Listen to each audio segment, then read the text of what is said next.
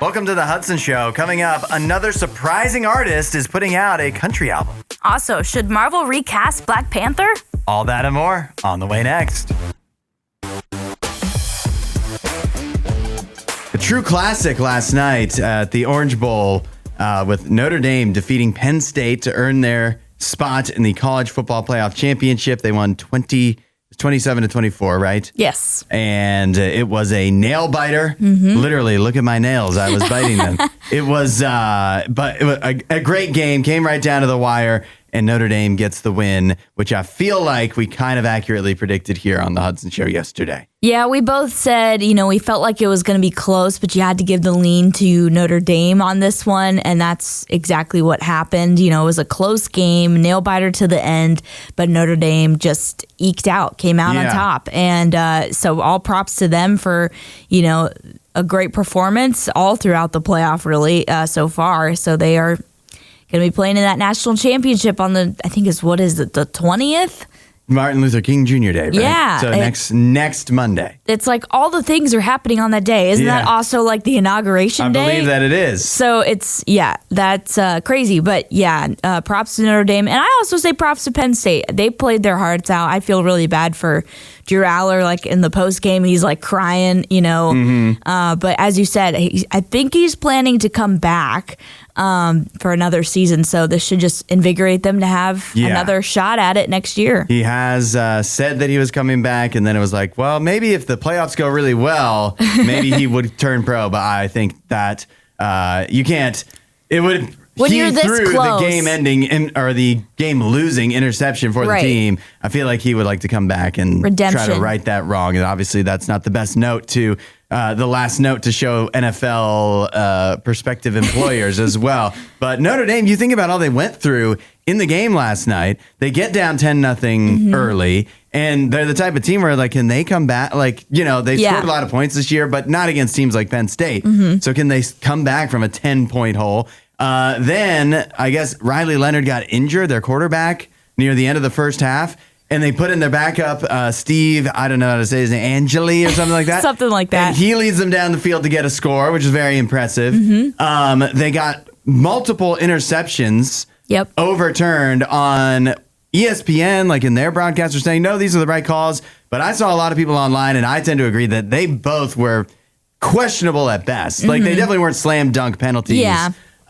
Where either one of those could have really turned the game if they actually went Notre Dame's way, and they didn't. Then they get down late in the game, and they managed to battle back every time. So a very impressive performance from Notre Dame. They showed a lot of grit. Yes. Sticking around in the game last night. And I also think Penn State early on, the decision when they, at the beginning of the game, to kick a field goal when they were down, it was 4th and goal. They were down inside the 5-yard line and decided to go for a field goal instead of trying to get the touchdown. I think that was a big mistake. I think that set them up for failure the rest of the game. Yeah, I was going to say, it certainly haunts them now because they lost by, 4 points? 3 points, right? 3 points, yeah. So, that decision has to haunt, James Franklin and all the coaching staff and all the players because they're thinking, that could have easily, helped us either tie it or win the game. So, yeah, I don't know. I feel like also this is a great hopefully sign for the semifinals going forward. Obviously we've got the big Ohio State-Texas game tonight, which we'll preview later. But I think we had mentioned this, previously talking about the playoff. Hopefully with the expanded playoff, we'll finally actually get 2 very competitive semifinal matches. I was thinking that too. Because we haven't really gotten that most of the time in the 14 playoff before this. So hopefully, we got an all-time classic last night. Hopefully that's a good sign for tonight as well. Yeah, that's true. A lot of the times, especially the semifinals and some of the championship games as well, have just not been very competitive. Yeah. And obviously last night's very competitive. It was a ton of fun to watch. Worth staying up for. Pat Notre Dame on the back. Looking forward to seeing them in the championship. Pat ourselves on the back for getting it right. Uber has announced that if you have an Uber Teen account, you get free rides if you failed your driver's test between now and March 31st. Lots of people getting in, sharing their driver's test experience. Chad says he failed his driver's test twice before he got his license, and this was before Uber was a thing. So it did not help him at all. Didn't have that option. Yeah, his options were limited. Stephanie says, I passed the driver's test the first time, but I had high school classmates who failed the test 8 times before, this one guy failed it 8 times before finally getting his license. Oh my gosh. How many times did you have to fail your driver's test before you just gave up? Yeah, at that point, I'd be like, I'm clearly not meant to be a driver. Yeah, there's just something that maybe I really shouldn't be on the road. Maybe this is not safe for others around me as well as myself. Regina says her husband had a hard time on the CDL test because those are very exact and it's easy to miss important stuff. She said he had to try 3 times before he passed, and the work and his job only paid for the first 2 attempts. Ooh. That would be tough too. Yeah. That'd be a lot of motivation once you're actually paying for yourself though. Exactly. You're like, I got to get it done this time. Hey, CDL, that's not easy. Yeah, that's, I would fail. I would fail that 100%. Brooke got in. She said she failed her driver's test 3 times. And during that period, her temporary license expired. So she had to take everything all over again in order to get another driver's test. Oh, that stinks. That's tough. Yeah. How did your driver's test go? So I did fail it one time. I did not do the maneuverability correctly. I ended up, as I was backing up, I ended up running into one of the cones. And so that immediately fails you if you run over one of the cones, even though you could pass the driving portion, which I did. An automatic fail. Yeah, it's an automatic fail. And so I was so disappointed because you do the maneuverability, at least I did it first.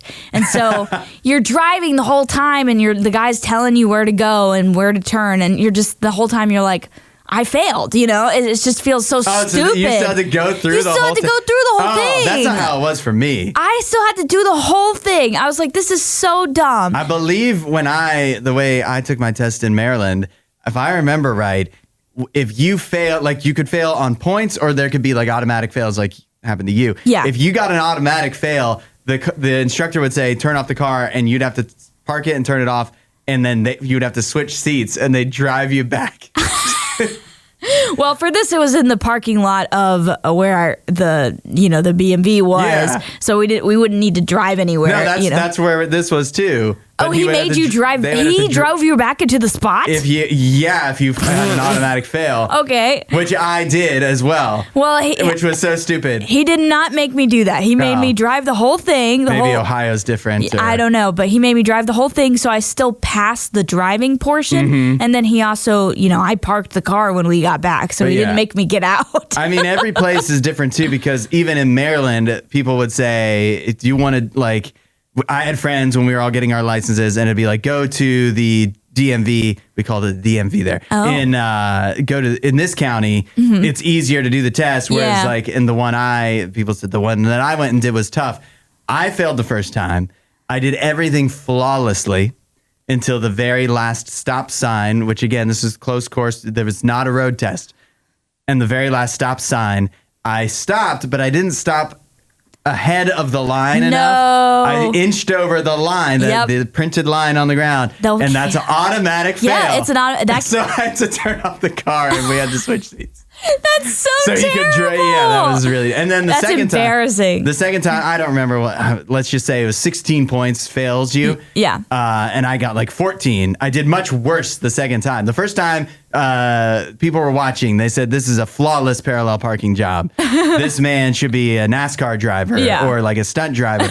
And then I failed at the end. The second time, I barely passed, but I didn't have an automatic fail, and I just eked it out. But either way, got it done. Here I am. Well, for me, it was with that running it over, and then the second time I was completely fine. I will say my brother had that exact same thing happen to him. He was right at the very end of his test, had passed it all, had done so great, and he did what all of us do as drivers, which is eke forward when you are at a stop bar so you can actually see when you're about to make the turn. Right. And the guy automatic failed him. Ooh, similar situation. Exact same thing. Well, that makes me feel less bad all this time later. Where do we stand on this? Eating Christmas trees. Safe or not safe? Probably not safe. I would imagine, especially if it's artificial, but yeah. Yeah, of course. I don't think that would be tasty either. I don't think either of them would be particularly tasty.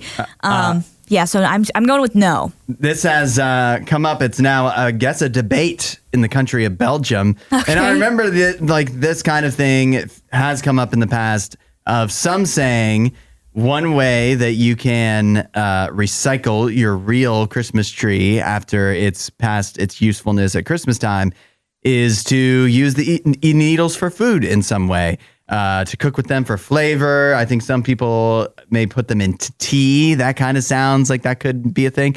And so the city of Ghent in Belgium actually put this out as part of they put out a list of ways to recycle your Christmas trees. And one of the things they recommend is cooking with the needles. Mm-hmm. I'm reading here, too, that it's a thing that is done in Scandinavia. Okay. However, despite what the city of Ghent said in Belgium, the Belgium Food Safety Agency, the Federal Agency for Safety of the Food Chain is what they call it. Okay. Probably in Belgian, if that's a language, says that Christmas trees, had to warn people, Christmas trees are not meant to end up in the food chain because if they're grown to be Christmas trees, then they're treated with pesticides and other potentially dangerous chemicals that aren't meant for you to be eating or cooking with. Yeah. Even if generally Christmas trees would be fine to eat. Yeah. Okay. Well, I feel like, yeah, I don't know what to think about this, but it would make sense with the whole, like, hey, it's got some chemicals on there. Probably shouldn't put it in your food in general, even if you are just doing it to spice it up a little bit. Don't do that. So. They also say further, there's no easy way for consumers to tell if Christmas trees have been treated with flame retardant. Oh. And not knowing that could have serious, even fatal consequences, according to the statement they put out. Potentially, that sounds like it could be pretty bad. So, in other words, you could have like asbestos on your tree, and you could be eating that. Basically, is what they're saying. I guess I don't know. That's what I'm reading here. So I wasn't particularly tempted. Also, I never have a real Christmas tree. Yeah, same. But they've talked me out of it. They've really talked successfully. Belgium, you've done it. I will not be eating any Christmas trees. Well, I don't think you have to worry that for people that do have real Christmas trees that they are eating them. So I don't think that's a reason not to get a real Christmas tree. But just Belgians, please stop. Don't do that. Yeah, everyone. Everyone, but it seems to be a particular problem in Belgium. Do not eat Christmas trees. Didn't think we'd have to say that. Get your popcorn ready. It's our Friday tradition here on the Hudson Show, the weekend watch list, letting you know which new movies you could be watching in theaters. In this case, only in theaters. There's nothing new on streaming. But I do have 4 new options that are out in theaters near you. We'll start the biggest new release of the weekend, Den of Thieves 2, Pantera. Lawman Big Nick O'Brien gets embroiled in a treacherous and unpredictable world of diamond thieves as he pursues career criminal Donnie Wilson to Europe.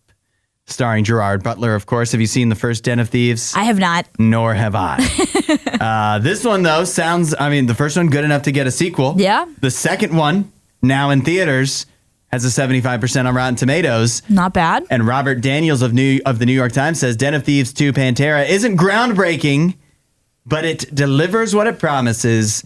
Lovable scoundrels trading bullets and traversing borders. Sounds kind of fun. Sounds like a good time. Will I be able to follow Den of Thieves 2 Pantera if I haven't seen Den of Thieves 1? I have no idea because I haven't seen Den of Thieves. Something tells me I think you could just pick up with it. I feel like it's not that hard. Yeah, doesn't feel like there's a lot of lore you'd be missing out on. Yeah, but maybe that's not for you. Maybe you'd be more at home watching the new movie Better Man, the true story of the meteoric rise, dramatic fall, and remarkable resurgence of British pop superstar Robbie Williams. Oh, okay.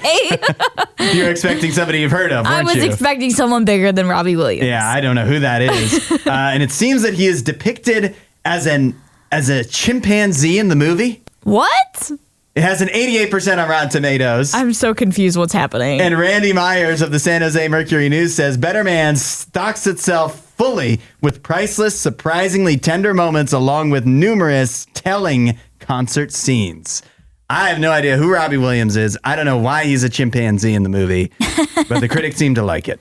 That's new in interesting. There's also Hard Truths, new in theaters. Pansy, angry and depressed, lashes out at family and strangers. Her constant criticism isolates her, except from her cheerful sister Chantal, who remains sympathetic despite their differences. 96% on Rotten Tomatoes. Whoa. It kind of sounds to me, this is, I think I've said this to you before.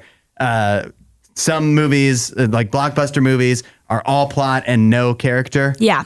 And Oscar awards bait movies are all character and no plot. This sounds like all character and no plot. Yeah, this sounds, just from you reading the description, sounds like Oscar bait for sure. It says the filmmaker behind this, it says legendary filmmaker Mike Leigh. That's odd. Maybe there's something I'm missing, but I don't know who that is. But Amy Nicholson of the Los Angeles Times says, Mike Leigh's constructed this movie like a quilt. Every scene is a comment on the art of complaining. It is, believe it or not, a pro-complaining film. Oh. 96% on Rotten Tomatoes. Finally, that sounds like it's not really as much as I like to watch the Oscar movies. If it gets nominated for stuff, maybe, but it doesn't sound like it's for me. Lastly, we have The Last Showgirl. Okay. Starring Pamela Anderson. Oh. A seasoned showgirl must plan for her future when her show abruptly closes after a 30-year run. It has an 80% on Rotten Tomatoes. However, Zachary Barnes of the Wall Street Journal says, did this film fail the actress or vice versa? In the case of The Last Showgirl, I'd say they failed each other. Oh. Womp, womp, womp, womp, womp, womp. Still has an 80% on Rotten Tomatoes. So. Yeah, I was going to say that score's not that bad. The critics are really eating up all of the new movies this weekend. They're loving them. So the choice is yours. Den of Thieves 2, Better Man, Hard Truths, The Last Showgirl, or something different entirely. But now you know your options. Now you know. And that is your weekend watch list. Let us know what you see at 8772 RadioU. We'll see you at the movies. We got off to a great start last night. For the first time ever, 5 straight days of playoff football. And coming up this weekend, of course, will be the NFL playoffs will get started as part of those 5 straight days. And I don't know if you saw this, but the Houston Texans are in the playoffs again, playing on Saturday in the playoffs again, as they always seem to. And a video was posted out by the Houston Texans yesterday, a hype video to get their fans ready for the playoffs, narrated by none other than Lecrae. So cool. Yeah, it really is. Not only he narrates it, but they also show him like he's the star of the video, interspersed with all kinds of highlights from the Texans season. And I'll tell you what, it got me very excited. Yeah, same. And I'm not even a Texans fan, but I am kind of pumped up to see them play on Saturday. But it does lead me to this question. Lecrae, a Texas team that's actually good. Do you think Nene might start sliding over to the Texans' allegiance? Oh, here's the thing. He's got such a heavy history with the Cowboys. I feel like it would almost be dirty for him to, shift now. Oh, when the Texans are at like a high moment. Yeah. Yeah. No, if he starts coming in here trying to, he's already going, if Texas or Ohio State wins, I get to win either way. Right. Yeah. If he starts acting like claiming the Texans and be like, oh, Texas got another championship, whatever. He already claimed the Rangers. He doesn't even care about baseball. This is it's going to irritate me. He cannot come in. You or I have more reason, can have more freedom to start cheering for the Texans for some random reason than he does. Yeah, I did tell you off the mic, I am rooting for the Texans because my Browns are not in the playoffs. And that's mainly because C.J. Stroud, one of my favorite quarterbacks in the NFL right now, not only just because of who he is as a person, I think the reason why Lecrae is so involved with the Texans is partly because of C.J. Stroud. Stroud. He's an outspoken Christian, but also because he was such a great quarterback at Ohio State, have that great history with him as a Buckeye fan. So I am rooting for the Texans kind of just as like a CJ Stroud fan, if that makes sense. So I feel like Nate has less of a leg to stand on, but he still is a Buckeye fan. So maybe, I could kind of see him being like, yeah, I like CJ. Yeah, but it's just going to feel really wrong if he starts coming in here and the Texans string together a couple wins and all of a sudden he has a CJ Stroud jersey that he never had before. I'm going to get frustrated with him. Okay. Because he's a Cowboys fan. You can't just ditch that now at this point. It's true. You can't start claiming another team that you don't have good reason to, just because it's convenient. Right. I don't think he will. I did tell him earlier this week, I was like, we got to get together and come up with our like NFL picks for like the Super Bowl. Yeah. And he was like, the Cowboys. And just as a joke, obviously, but I don't think he's ever going to lose that diehard Cowboys fan in him. I hope not. And, we will do our picks for the playoffs later on today.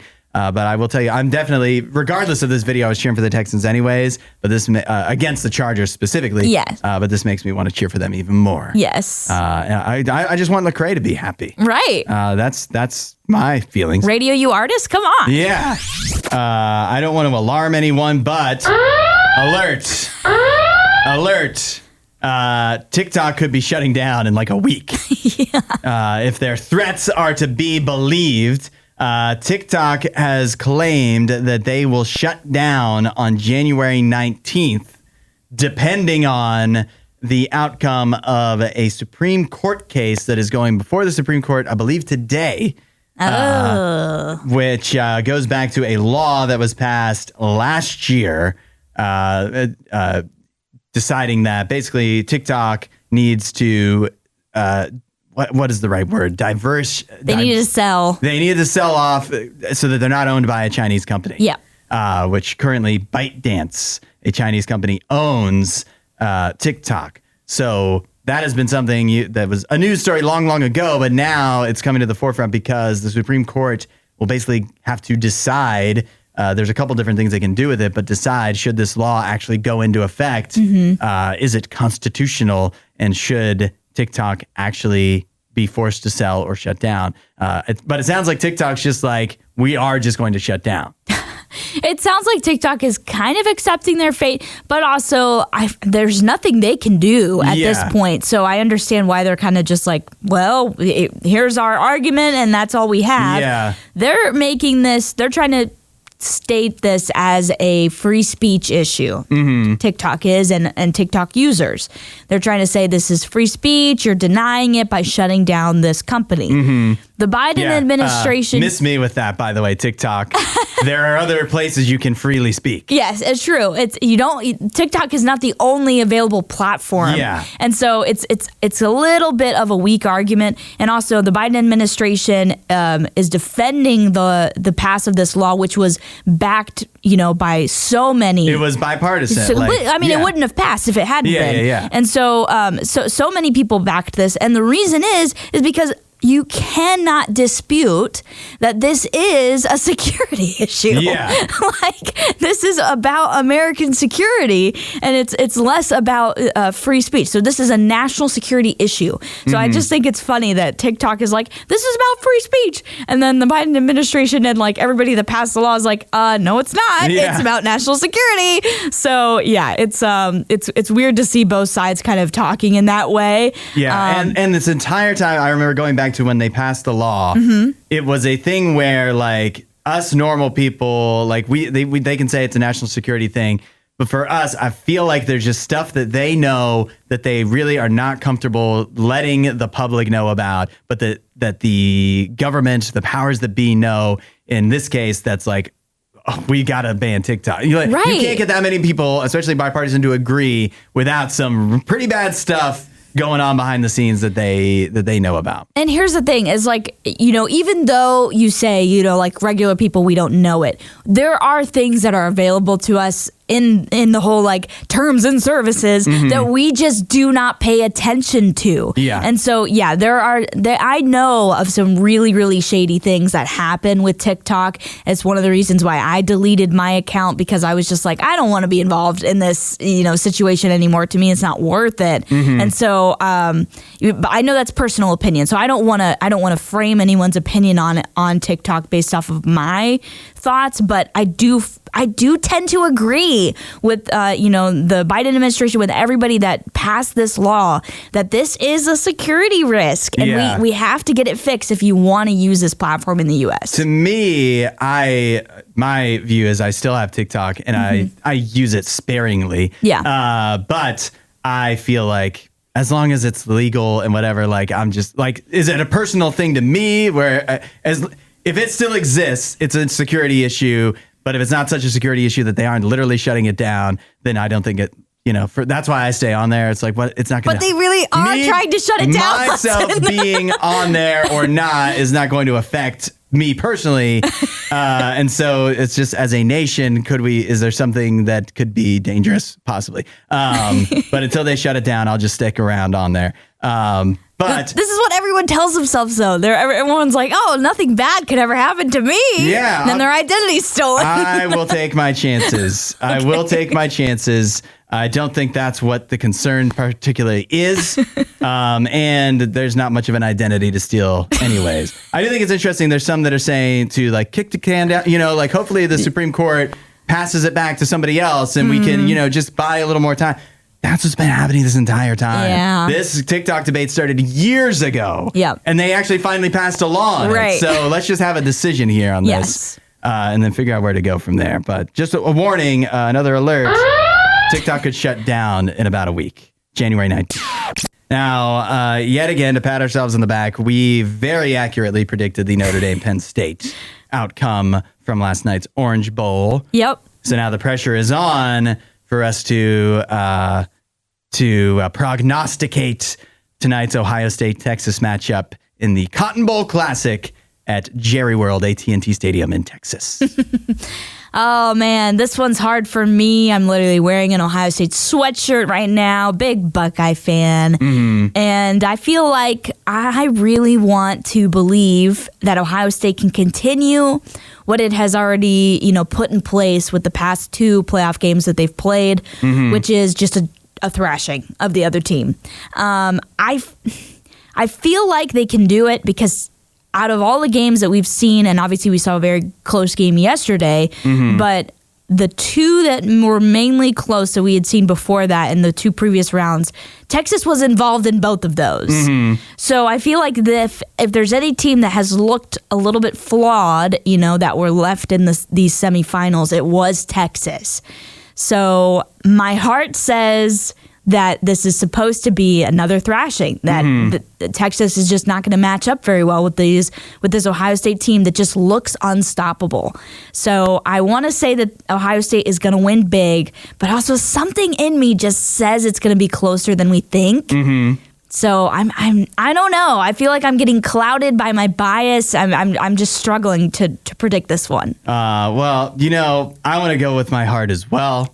My heart is full of hate for Ohio State. So also clouded by bias. I'm trying to tamp that down and look clear-eyed and sober-minded at this game. And it still leads me to Texas. I'll tell you why. Okay. Because I think, one, we can't be prisoners of the moment. We can't have too much recency bias. Okay. Texas hasn't looked as good in the playoffs as Ohio State. Nobody has. But you look at the whole body of work, and Texas is a very good team. Their and similar to what led me to pick Notre Dame last night is that Penn State had not seen a defense as good as Notre Dame's, except for when they played Ohio State, which did not go well for them. Ohio State has not seen a defense as good as Texas's since when? Probably Oregon. Oregon, which is nowhere near as good as Texas. They allowed a lot of points, not just to Ohio State, but to Penn State in the game prior. That's true. They had a very shaky it seemed better than I think it was. And Texas you cannot denounce that their defense is an excellent defense. They have more talent on their defense than any team Ohio State has faced. Yeah. And Also, the transitive property.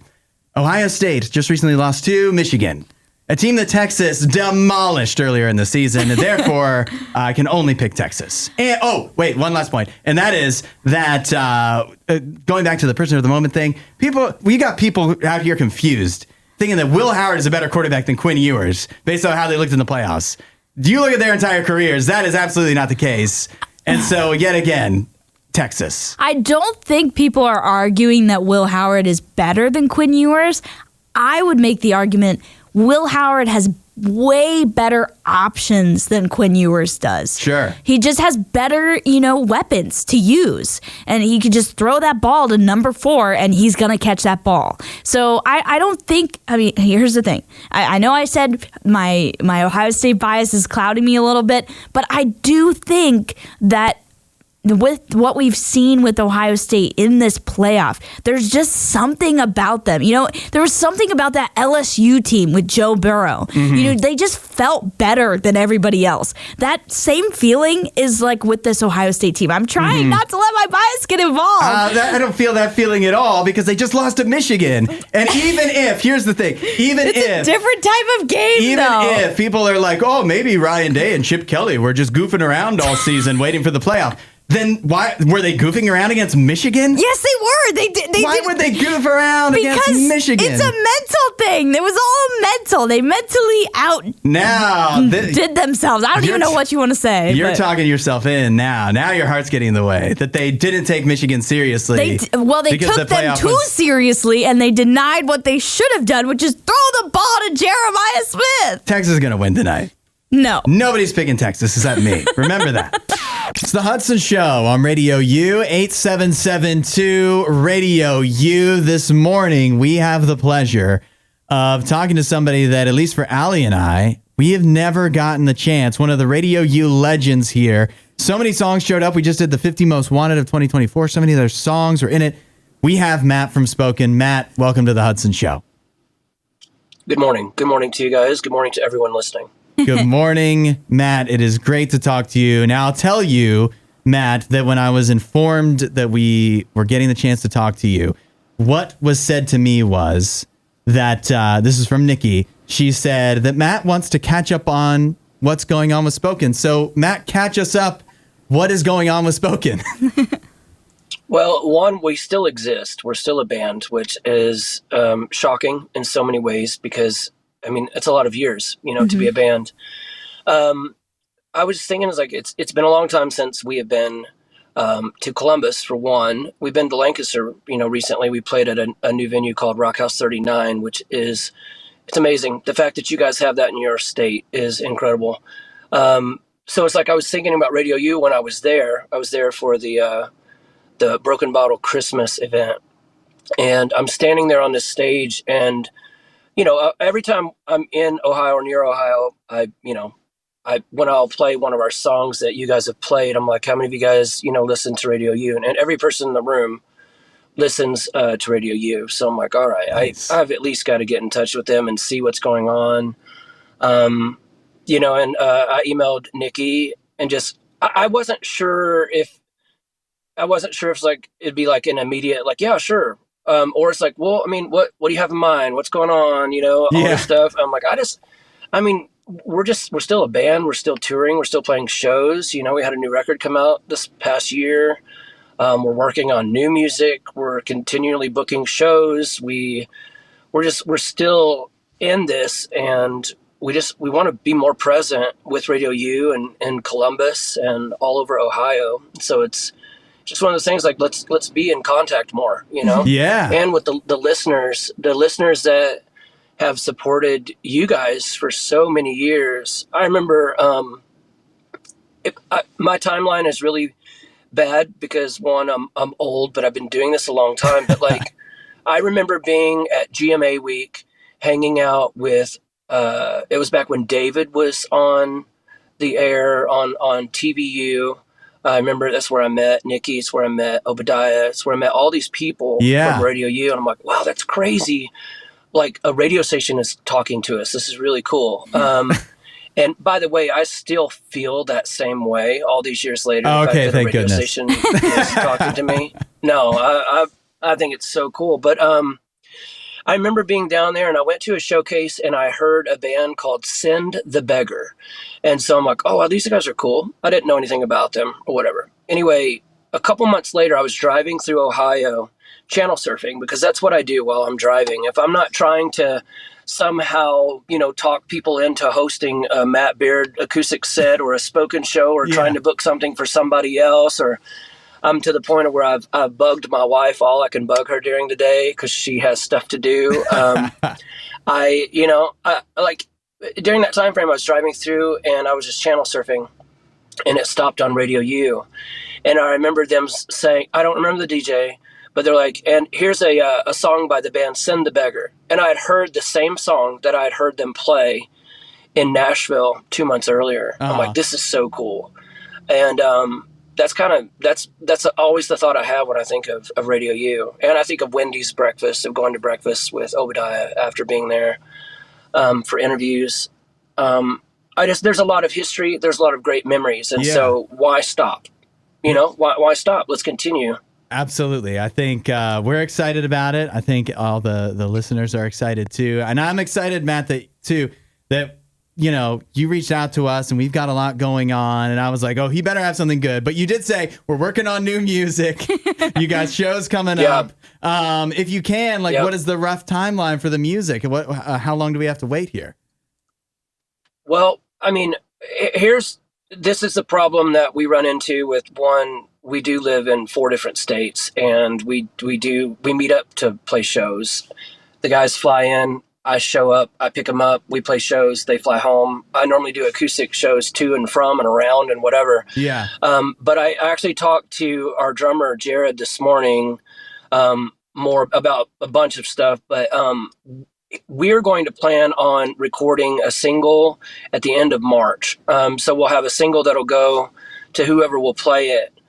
Immediately after that, it's going to be a really quick turnaround. That's the plan of what we're wanting to do.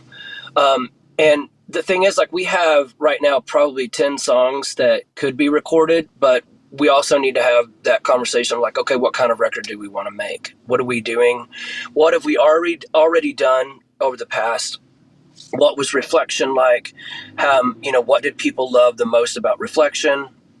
And then let's continue to expand, and grow as songwriters and, just what kind of song do we want that first one to be? But that is soon because March is coming up quick. Yeah, it is. But yeah, I'm planning on getting together with Jared, and all the music will be done. JR will have all of his parts, tracked by then, and we'll record a song and we'll just let that momentum kind of keep going. But as far as a whole record, I would love for a whole record to be out by the end of the year.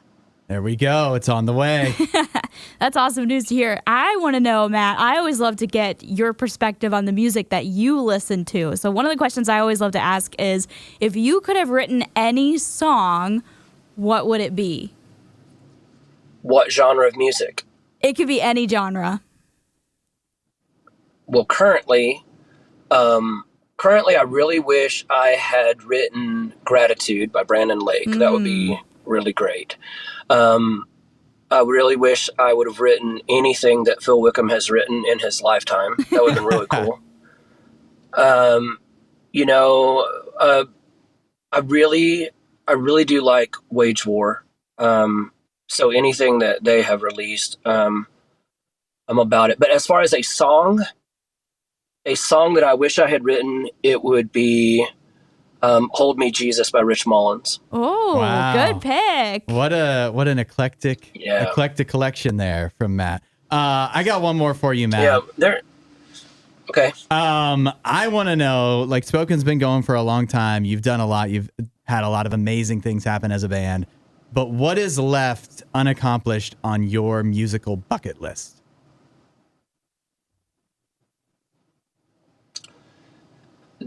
I mean, that's really hard because I wake up every day, I can't believe we're still a band. The same way I wake up every day, I can't believe I get to do acoustic shows or guest worship. I'm shocked that I get to talk to my wife. I'm shocked that I get to breathe, And so everything I could be done right now and be so grateful for all the opportunities and the people that we've met and the people that have supported us over the years in any way, shape, or form. I think I'd really like to do some sort of something that was, straight up. I mean, 2 days ago, I finished writing a song that falls into the country song category. Hey. It's really hard because of the timing. It's really hard because of the timing of these people that are trying to cross over from the pop world into country music. That is the trend, isn't it? And some of it is good. Some of it is really good. Some of it I don't get. I don't understand. But I'm a huge country music fan, and so growing up, that's what I listened to the most. Mm-hmm. When I was hanging out with my mom or my dad, it was like Elvis, Creedence Clearwater Revival, the Bee Gees, Beach Boys, George Strait, Don Williams, Alabama, all these country artists. And then, it just, I love music. I love listening to music. Again, I'm a channel surfer. Like I really am. Like when I hear a radio station that has DJs they're actually cool to listen to, and I don't know who they are, I'm like, wow, I'm entertained, but I'm also intrigued by this person. And they talk to the listeners as if they know them. Mm-hmm. I think that's really cool. I love that. But it was a conversation that my mom and I have had for years and years and years about fishing, and just these certain elements of, the dogwoods blooming. And at that time of the year is when the white bass are running, and the places that we went to fish. I had no interest in fishing, never did. I've taken my kids fishing a few times, but the moment we catch a fish, we're done. Like, cool, let's go. But it's a song about a conversation that my mom and I have had many times. And it's about life. It's about us being together and being on the riverside. And, you when you're in that situation, you close your eyes, you feel the breeze, you feel the sunshine on your face, all of those elements that are going on around you, it's overwhelming. And when you do stop and think, you're like, Jesus gave this to me right now. Jesus gave this specifically to me. And because we see so many situations in life through our own eyes, and that could be totally different than the way other people see it. Mm-hmm. And I finished that song a couple days ago, and I have a voice memo recording of it, and there is plan to actually record that song. Yes. And I think, again, the timing of it is not great because of, Post Malone and Beyonce releasing country records. It's people like, oh, bandwagon, huh? I'm like, if a person knows me, they know how much I talk about country music. They know that I play country songs at my acoustic shows. They know that. Mm-hmm. They know that I really love talking about it. And they know I grew up in Arkansas. So who doesn't listen to country music in Arkansas? Right. So I might have to wait until, if I did anything with it or released it or anything, it might have to wait until all the craziness of pop stars going to country music calms down. Oh, I can't wait. So I am fired up. I'm fired up for New Spoken, but I'm equally as fired up to hear a Matt Baird country song. That sounds amazing to me. Yeah. I sent it to my wife. I can't say she's said a lot about it yet. I don't know that but she's heard that story so many times, mm-hmm. Like she's heard me talk about it. And I played some of it last night at an acoustic show I did. And last night I played this venue in Glendale, Arizona. It's called Tones and Bones. And it is amazing. It's such an amazing spot. Because I was there and did an acoustic thing with JR when it was just a bare room. There was no stage. There was no paint on the walls. It was an old CrossFit gym or something.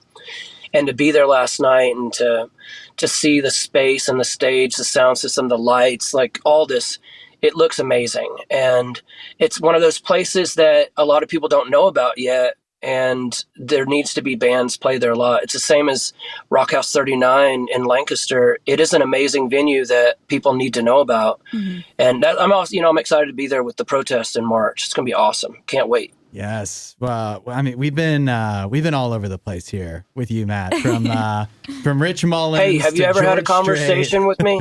Yeah. that's a typical conversation, and people are like, wow, random, huh? Yeah. I'm not saying it's random, but I'm saying there are things that people say that make you think of things, and like, don't miss the opportunity to say it, you know? Yeah. I'm not going to release a country song on a spoken record, so where else am I going to even talk about it? No, I love it. This is a lot of fun, Matt. We're excited. Next time you're near the RadioU studios too, let's get together. Let's get some Wendy's breakfast, I say. That sounds amazing. We would love to come back. And, you know, like the guys that are on tour with me right now, only one of them has been to RadioU ever, really? Like, as far as I know. So yeah, that will be a new experience for everyone. Well, it'll be new for you too, because we're in a new building now. We're right next door, but to where you would have come before. But yeah, we gotta get together. I would have shown up.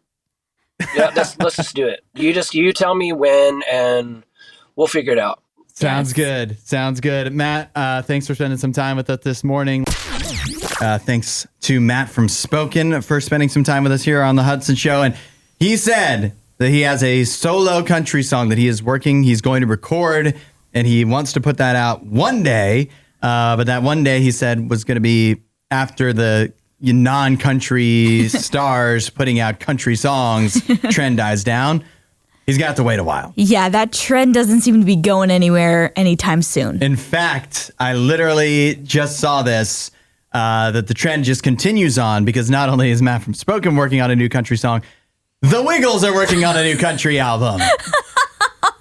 That's honestly the last thing I expected.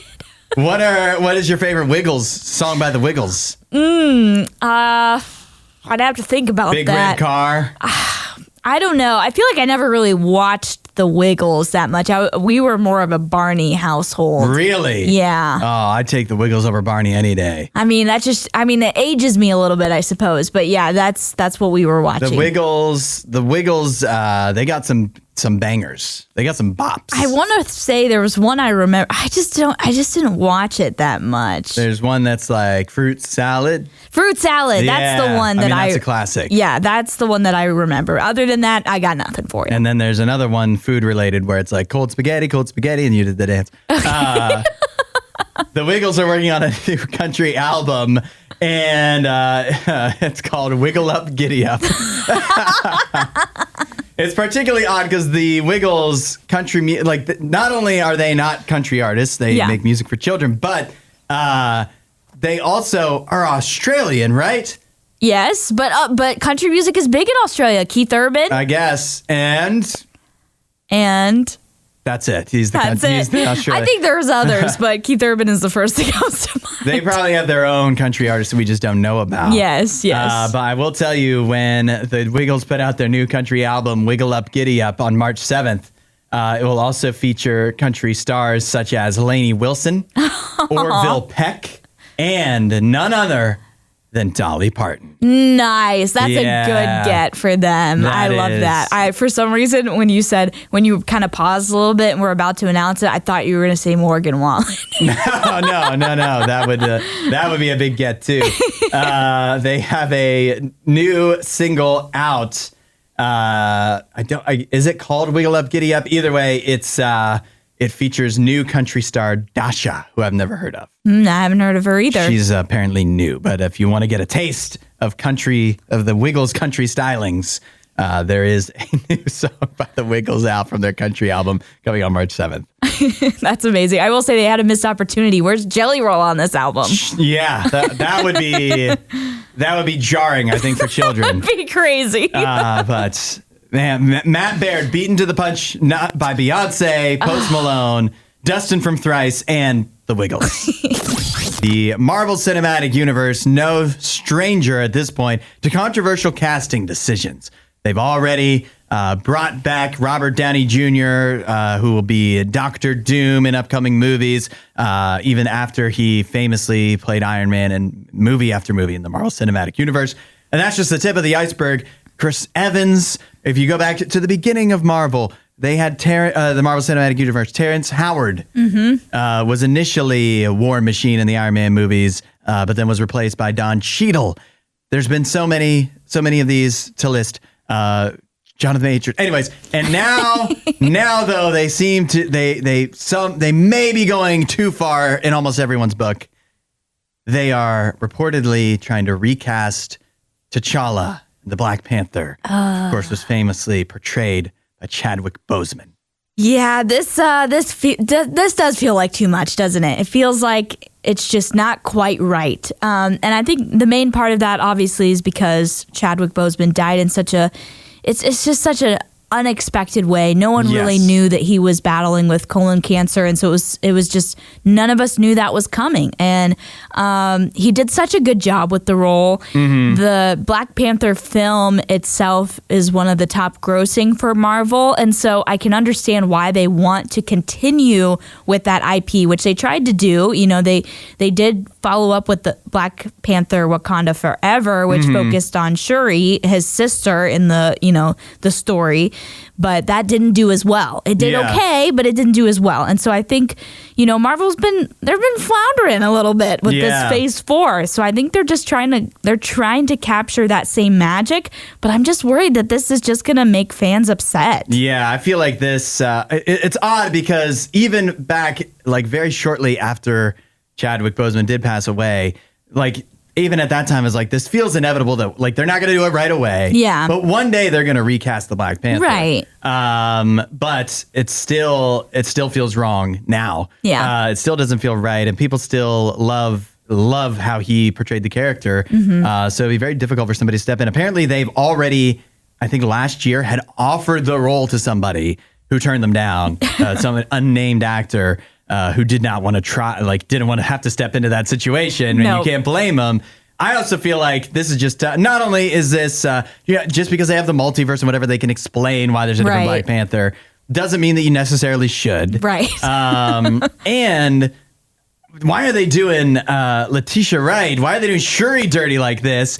It was not her fault that the last movie was not as well received. It just wasn't as good. No. It's not that she didn't play the role well. I just don't think that, one, it'd just be almost impossible to recapture the magic of the first Black Panther. Yep. But two, like it just didn't feel the same. But it's not because of her. It's just the movie as a whole was just not as good. Yeah, it just wasn't as good. It didn't have that same magic. And you also, I feel like you really do need to play off both the Chadwick Boseman, as Black Panther, but they also had Michael B. Jordan in the film as the main villain. Yeah. And I think both of them kind of almost had this magnetic feel, like you had to see this kind of, these two going at it for the Black Panther, or really for the whole Wakanda throne, so it was just like you had to see that go down. But yeah, that second one just didn't have it. And I also feel like everyone was kind of just like, do we really want to go back to Wakanda? It almost made us sad to go back. Yeah, that's right. Thinking about what we had lost with Chadwick Boseman. That's a good point. It was really hard, And oddly, like, give them credit though, in the Wakanda Forever movie, they did actually thread that needle fairly well. Yeah, they did. Of, acknowledging that he had passed or whatever. That was very emotionally striking in the movie. And it didn't feel wrong. But just the entire rest of the movie just wasn't quite as good. Okay, so they are recasting T'Challa. Who should it be? Who should play him? Yeah, I need an answer. Right now? Yes, now. No time to think about it. First instinct. I feel like I say this for a lot of things. Daniel Oyelowo. Although I also lose track of actors. What if he was already in Black Panther or somebody else? I don't even know. With all the college football playoff excitement from last night and today, we also get to just can we cut and start over? We just get to ride that excitement into the NFL playoffs, which start on Saturday. Allie, I want to know from you, which game in the NFL playoffs this week are you most looking forward to? Oh, man, that's so hard to pick. I think of the games I'm likely to watch, probably LA and Houston. As we talked earlier in the show, rooting for the Texans in this playoff run and also for CJ Stroud. Yeah. And then probably the other one that I'm going to watch is maybe your team.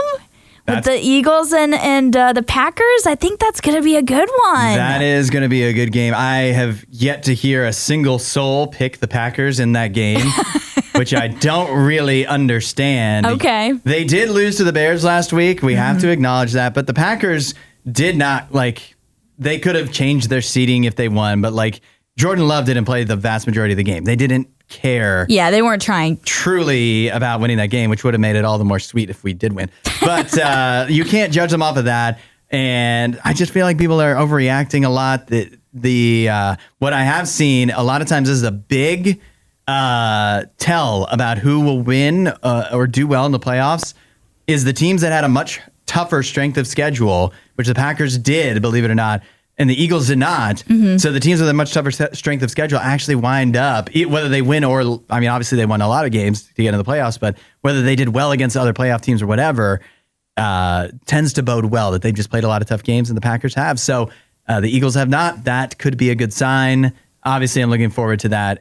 But injuries also play a big role. Jalen Hurts hasn't played in weeks. Jordan Love sat out much of last week's game. The Packers have some other injuries as well. So it's going to be tough, but I trust our boys. You trust them in getting it done. Yeah, that's going to be a good Sunday afternoon matchup. But also, I think that Pittsburgh-Baltimore one should be fun Saturday night. And that's another one. It feels like every game, the consensus is very unified on who will win. Yeah. Everyone thinks the Chargers over the Texans, which I don't think I agree with. I'm hoping against that. Everyone thinks the Bills will beat the Broncos. Understandable. Yes. Everyone thinks the Ravens will defeat the Steelers. Mm-hmm. The Steelers beat them earlier this year. Yeah. And Lamar has had lots of trouble in the playoffs. Yeah, I think the Ravens will pick it up a little bit, though, against the Steelers in the playoffs. So I do think, even though people are anticipating Baltimore to just, go out there and win that game. Yeah, steamroll them. It's like a 10-point spread. Right. I think it'll be closer than that, but I do ultimately think Baltimore will win it. I think that's my upset. Obviously the Packers would be an upset. I'm hoping the Texans to be my upset. And then I guess that would be an upset too, huh? Yeah. And then in the NFC, I like the Packers over the Eagles. You have the Buccaneers Commanders, which is going to be exciting to see Jaden Daniels in the playoffs for the Commanders.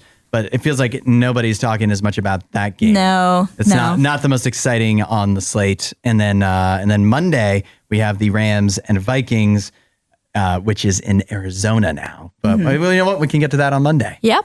It's going to be a great weekend of football, and go Pack go. Let's take a trip up north, see what's happening in Canada, where Saskatchewan, the state, well, we would call it a state. It's a province in Canada. They have put out their list of the most ridiculous 911 calls that were placed in the state in 2024. Oh, really? And these are some good ones. Okay. Somebody called 911 to report that someone had taken their tambourine during a party. Oh, no. Tambourine stealer. Hello? Somebody stole my tambourine, eh? Sir, it's not an emergency. Hang up. They also, some of the other ones, they had they called 911 in Saskatchewan because they had a malfunctioning washing machine. What? Actually, I can see how that could be an emergency. If it's like going crazy. If it's smoking or flooding your house, perhaps, I can see how burning. That could. Yeah. There was an individual that reported that their cat was being mean and asked for a police officer to, this is a quote, "Come and help with the situation, eh?" For real? Yeah, for real. Oh my goodness. Of some of the other, these are the craziest 911 calls that were placed in Saskatchewan in Canada in 2024. There's a caller who said that someone had thrown ice cream on the ground. That really is a crime. Yeah. You think that was a child? Calling about the ice cream? Either. Or that threw it on the ground. I feel like it's a child calling, and it's some weird teenager with a tantrum. They were getting bullied. Yeah. Or what if it was like a parent that was fed up with their child? They're and like, the child you can't had have this ice cream. Yeah, maybe they were really ungrateful or something. And yeah, threw they're it on the floor. Yeah, and then the child called 911. Oh, that's awful. That sounds sad. Yeah. There was a caller who, you put this on the list, a caller that reported bees inside their home. That's an emergency. Yeah, if they're allergic to bees, that's potential death. Let me see. And let's do one more. An individual had called 911. This is in Saskatchewan last year because they didn't recognize someone on their social media friends list. Oh, my goodness. Now that's bad. I can imagine that being an elderly individual that was just confused. Very confused. Yeah. Wow. Or just needed someone to talk to. Yeah, but you know what? 911, you're not supposed to do frivolous calls like most of these. No. But I imagine when you are a 911 operator, and maybe if we have any 911 operators that listen, if you can confirm this, that when you just get one of these calls, maybe it's almost like a relief. You're like, oh, yeah, I don't have to walk someone through CPR right now. No one's dying, and no one's getting injured, and this will be a fun story to tell around the office. And it's not an actual emergency. Less pressure, less stress. I feel like you just take a sigh of relief if you're a 911 operator and somebody calls about a tambourine.